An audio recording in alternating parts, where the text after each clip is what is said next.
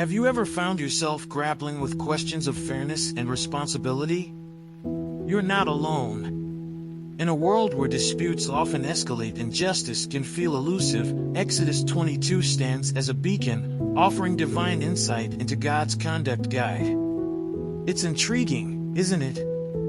This ancient text doesn't merely dwell on old laws, it beckons us to reflect on our moral compass in today's fast-paced society.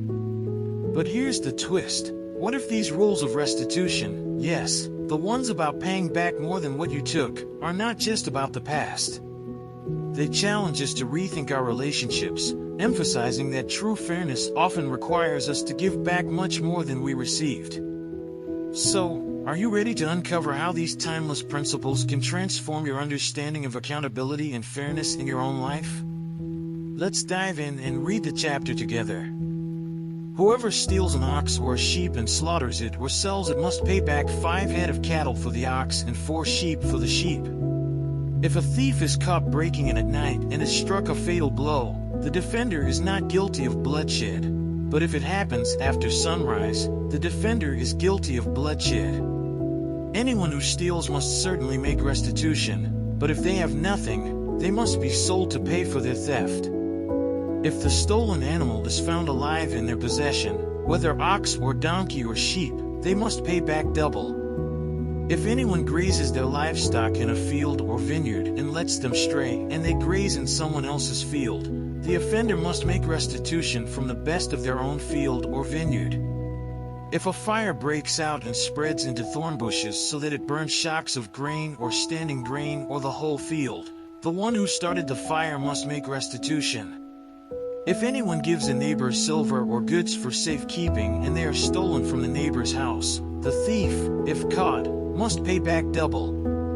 But if the thief is not found, the owner of the house must appear before the judges, and they must determine whether the owner of the house has laid hands on the other person's property. In all cases of illegal possession of an ox, a donkey, a sheep, a garment, or any other lost property about which somebody says, "This is mine," both parties are to bring their cases before the judges. The one whom the judges declare guilty must pay back double to the other. If anyone gives a donkey, an ox, a sheep, or any other animal to their neighbor for safekeeping and it dies or is injured or is taken away while no one is looking, the issue between them will be settled by the taking of an oath before the Lord that the neighbor did not lay hands on the other person's property. The owner is to accept this, and no restitution is required. But if the animal was stolen from the neighbor, restitution must be made to the owner. If it was torn to pieces by a wild animal, the neighbor shall bring in the remains as evidence and shall not be required to pay for the torn animal. If anyone borrows an animal from their neighbor and it is injured or dies while the owner is not present, they must make restitution. But if the owner is with the animal, the borrower will not have to pay. If the animal was hired, the money paid for the hire covers the loss. If a man seduces a virgin who is not pledged to be married and sleeps with her, he must pay the bride price, and she shall be his wife. If her father absolutely refuses to give her to him, he must still pay the bride price for virgins. Do not allow a sorceress to live.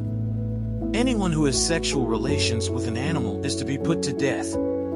Whoever sacrifices to any god other than the Lord must be destroyed. Do not mistreat or oppress a foreigner, for you were foreigners in Egypt. Do not take advantage of the widow or the fatherless. If you do and they cry out to me, I will certainly hear their cry. My anger will be aroused, and I will kill you with the sword.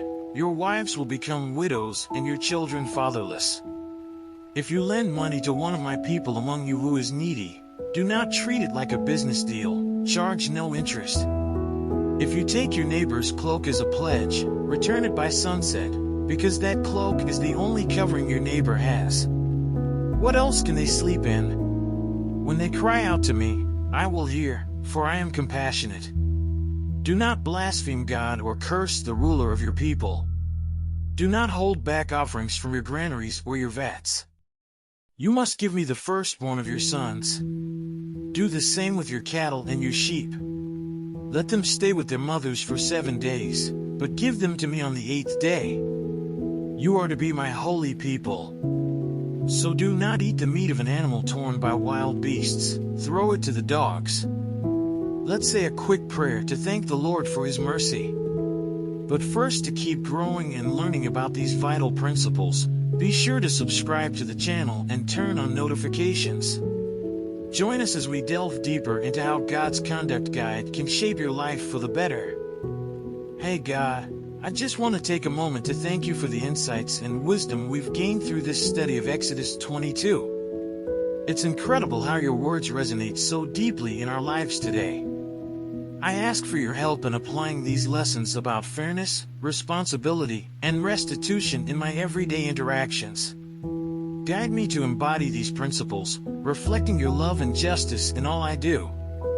Help me to remember that every small act can lead to greater change. Thank you for being with me on this journey. Amen. Now that we've explored the depths of Exodus 22, it's time to reflect on how these teachings can truly impact your life. Are you willing to take responsibility for your actions and seek fairness in your relationships?